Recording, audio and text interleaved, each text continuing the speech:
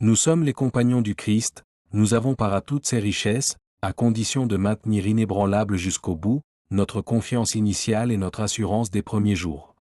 Épître aux Hébreux, chapitre 3, verset 14.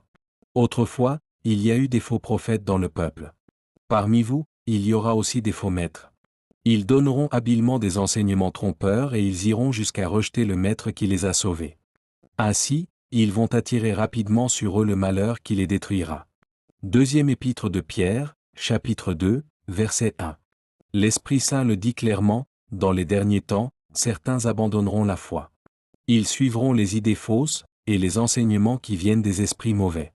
Première lettre de Paul à Timothée, chapitre 4, verset 1. Pourtant le Père aime son Fils et il lui a accordé les pleins pouvoirs sur toutes choses.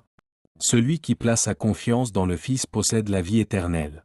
Celui qui refuse d'écouter le Fils et de se fier à lui, ne verra jamais la vie mais la colère de Dieu reste suspendue au-dessus de sa tête.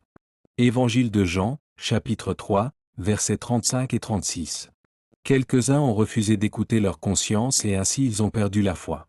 Première lettre de Paul à Timothée, chapitre 1, verset 19. Seul le Christ est votre Seigneur. Honorez-le comme tel dans vos cœurs et consacrez-vous entièrement à lui.